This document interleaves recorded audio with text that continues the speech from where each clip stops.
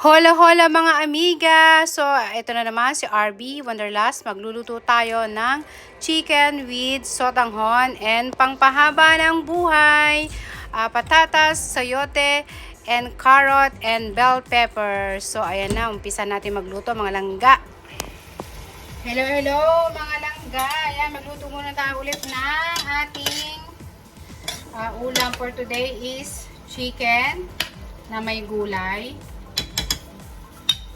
Ayan mga langga, ayan, may gulay, ayan, carrot, patatas, bell pepper, and sayote.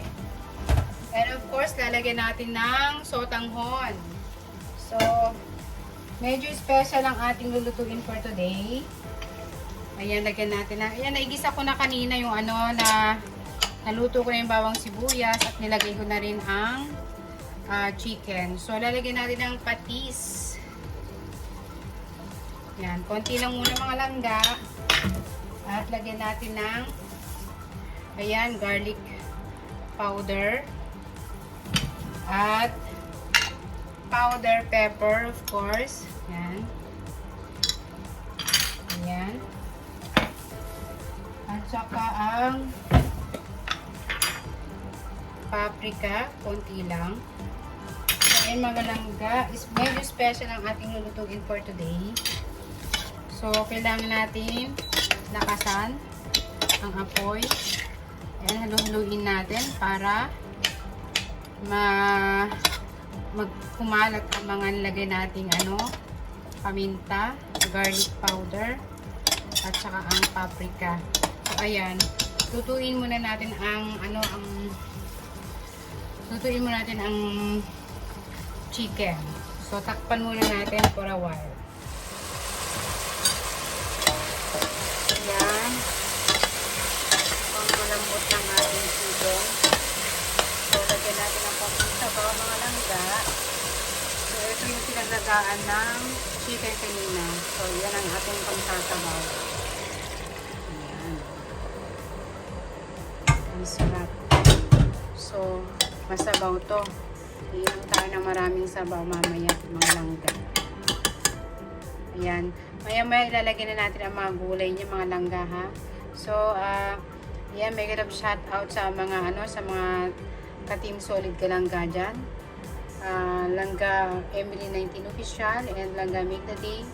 Ayan, mega love shout out sa lahat ng mga YouTubers ko dyan at sa mga nanonood ng aking video. Maraming salamat and don't forget to like and share and mag-subscribe sa rin kayo. Ayan mga langga, napakasarap. Walang kamatayang luto ni RD. So, alam niyo naman, I love cooking. Ayan, takpan muna natin for a while. So, mamaya check natin after 10 minutes. Ayan, check natin mga langga. Ayan. Malambot na siya mga langga. Ayan, malambot na siya. Pero, dagdagan pa natin ng tubig. Ayan. Dagdagan natin ng tubig. Kasi lalagyan natin siya ng sotanghon. Kasi alam niyo naman, ang sotanghon, kumakain niya ng tubig. Sinisip-sip niya. So, pakuluin natin muna ng mga 5 minutes. Tapos, ilagay na natin ang mga gulay. At, ilagay na pala natin itong sotanghon. Ayun o, sotanghon. Ayan. Grabe. Ibang klase ang aking luto, ang aking ulam for today. Sotanghon na may sabaw, na may gulay, na ang sahog ay chicken. Naku, napakasarap ito mamaya mga langga. Ang sarap higop ng sabaw. So, takpan ulit natin. After 5 minutes, check ulit natin. So, ayan, i-check ulit natin mga langga. Ayan, kumukulo na siya. Sobrang kulong-kulo na. So, ilagay na natin ang mga gulay. So, ayan. Lagyan na natin ang ito, ang ating carrot, saka patatas, saka ito. Bell pepper and sayote. Napakasarap ng langga. Ayan. So, tikman natin kung ano lasa. Ay, ito, napakasarap ito. Suabe. So, tikman natin kung ano ang lasa niya mga langga.